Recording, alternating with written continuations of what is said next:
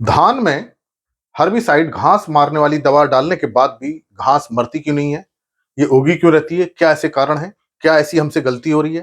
कहीं आपके खेत में भी तो ऐसा नहीं हो रहा है कि आप हर्बिसाइड बाजार से खरीदते हैं, खेत में डालते हैं, लेकिन घास कंट्रोल नहीं हो पा रही, घास बनी रहती है। तो ऐसा क्या कारण है? ऐसी कौन-सी हमसे गलती हो रही है जो कि दवा असर नहीं कर पा रही, दवा फेल हो जा रही है और घास उग रही है और उस कारण से हमें धान के उत्पादन में कमी देखने को मिलती है। आप इस वीडियो को पूरा देखेंगे तो आपको समझ में आएगा कि क्या हमसे ऐसी गलतियां हो रही हैं कि दवा असर नहीं कर पा रही है। देखिए, जो हम घास मारने की दवा धान में डालते हैं या किसी भी फसल में हम डालते हैं, हम उसको मुख्यतः दो भागों में बांटते हैं। एक को हम कहते हैं प्री इमर्जेंस, दूसरे को कहते हैं हम पोस्ट इमर्जेंस। तो ये दो तरह की दवाएं होती हैं, इनको हमें समझना पड़ेगा। एक होती है प्री इमर्जेंस, इसको हम धान में रोपाई के 3 से 4 दिन के अंदर डाल देते हैं। एक होता है पोस्ट इमरजेंस। पोस्ट इमरजेंस को हम करीब 15 से 20, 25, ज्यादा 25 दिन तक हम डालते हैं। इसको हम 3 से 4 दिन तक डाल देते हैं। तो एक तो हमको समय का बड़ा ध्यान रखना है, क्योंकि इन दवाइयों का असर करने का एक समय होता है।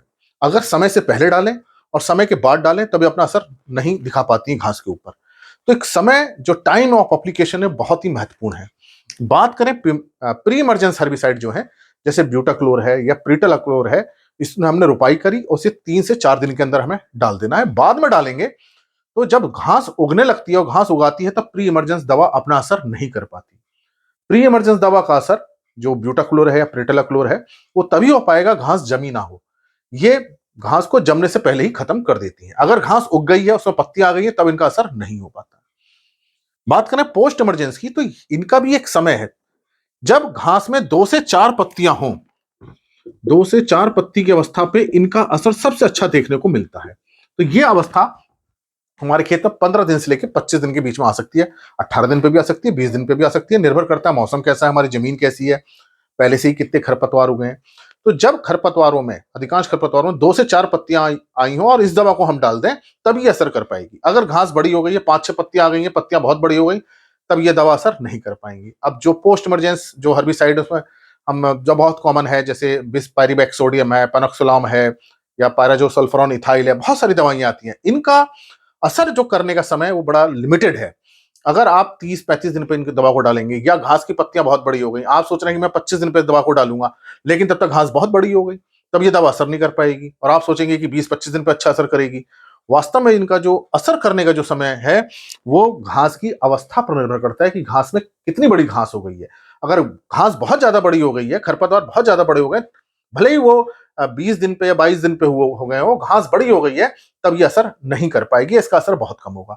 इसलिए हमें अपने खेत में ध्यान देना चाहिए कि घास कितनी बड़ी हो रही है। हम दिनों का इंतजार करते हैं, लेकिन ये एक रेंज है कि हमें घास के ऊपर ध्यान देना है। घास की पत्तियां कितनी बड़ी हो रही हैं, 2 से 4 पत्ती जैसी आई, हमें इसका दवा का छिड़काव करना है। तो सबसे बड़ी गलती तो यही हो रही है कि हम समय का ध्यान नहीं कर पा रहे हैं, खास तौर से पोस्ट इमरजेंस हर्बिसाइड में, जो उगे हुए खरपतवारों को खत्म करती है। लेकिन ये उगे हुए खरपतवार बहुत ज्यादा बड़े नहीं होने चाहिए। तो ये आपको बात समझ में आ गई होगी कि प्री इमरजेंस हमें 3 से 4 दिन के अंदर डाल देना है, ताकि घास उगी हुई ना हो।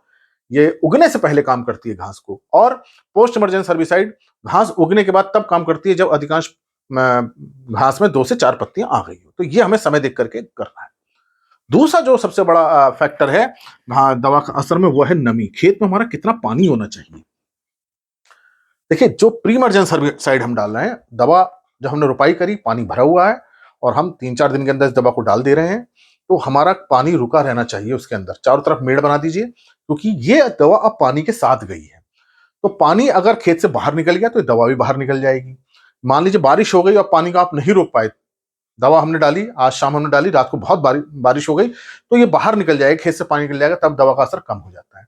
तो इसको हमें रखना है कि शुरू में हमारा 1-2 इंच पानी बना रहे और मेड़ हमारी ऊंची हो, ताकि अगर रात में बारिश भी हो जाए तो भी पानी खेत के अंदर बना रहे।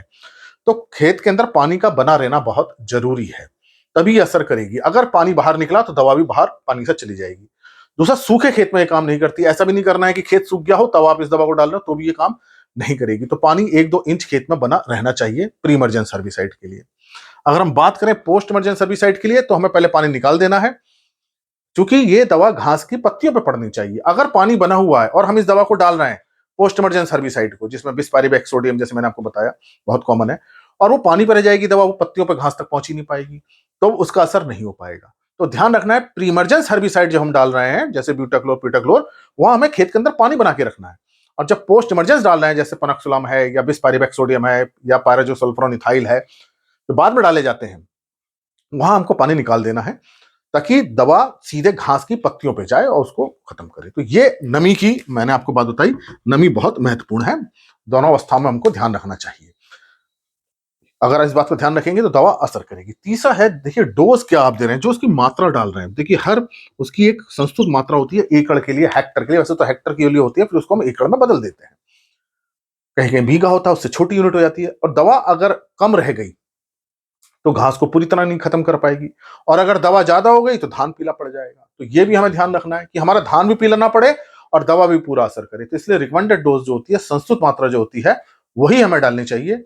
अलग अलग वीडियो में आप देखेंगे तो आपको ये डोज मिल जाएगी, या आप सर्च करेंगे तो हर दवा के लिए संस्तुत मात्रा अलग अलग होती है, हर क्षेत्र के लिए भी अलग अलग होती है। तो उसको आप देखेंगे तो ये आपको पता चलेगा कि हमें कितनी मात्रा डालनी है, ना तो कम डालनी है ना बहुत ज्यादा डालनी है। तो इस बात का ध्यान रखना है। तीसरा, जो हम डाल रहे हैं दवा वो समान रूप से पूरे खेत में फैले। मान लीजिए मिट्टी में या रेत में मिला के या यूरिया में मिला के हम डाल रहे हैं और दवा एक ही जगह चले जाए तो पूरे खेत में पूरी तरह से नहीं फैल पाएगी। तो जहां दवा नहीं पहुंचेगी वहां घास उग आएगी। तो यही कारण होता है धान के कहीं खेत में तो कहीं हमें बहुत खरपतवार दिखाई देते हैं, कहीं हमें खरपतवार दिखाई नहीं देते हैं। तो ये समान रूप से इसका डिस्ट्रीब्यूशन समान रूप से पूरे खेत में फैले, इसके लिए फ्लैट पैन नोजल का हमें प्रयोग करना चाहिए। अगर मिट्टी में मिला के हम डाल रहे हैं प्रोटेलाक्लोर को या ब्यूटाक्लोर को, तो वो पूरे खेत में समान रूप से हम उसको डालें। ऐसा ना हो कि थोड़े से एरिया में हमने डाला और सोच रहे हैं कि चली जाएगी, ऐसा नहीं हो पाएगा, तो दवा असर नहीं कर पाती है। इसी तरह से पोस्ट इमरजेंसी सर्विसाइड डालें तो पूरे खेत में हमको उसका छिड़काव सही ढंग से करना चाहिए। तो अगर आप 3-4 बातों पर ध्यान देंगे तो दवा बिल्कुल काम करेगी। सही समय पर सही मात्रा को सही तरीके से आपको डालना है। अगर ये 3 चीजें आप कर लेते हैं, सही मात्रा, सही समय, सही तरीका, तो बिल्कुल घास कंट्रोल में आ जाएगी। समय का बड़ा महत्वपूर्ण काम है इसमें, समय के बाद अगर आप डालेंगे तो कंट्रोल नहीं हो पाता है। तो पहले समय पर ध्यान दीजिए ताकि हम दवा को सही ढंग से, सही डोज में, सही तरीके से डाल सकें। निश्चित रूप से जो घास है वो कंट्रोल हो जाएगी, दवा असर करेगी, और जब दवा असर करेगी घास कम होगी और हमारी धान की फसल अच्छी मिलेगी। इसी प्रकार के लेक्चर को सुनने के लिए आप इस चैनल पे कृषि किसान प्लेलिस्ट है उसको देखिए, जो खासतौर से मैंने किसान भाइयों के लिए बनाई है। और भी बहुत सारे प्लेलिस्ट हैं एग्रीकल्चर कोर्सेस रिलेटेड, आप उनको भी देख सकते हैं। धन्यवाद।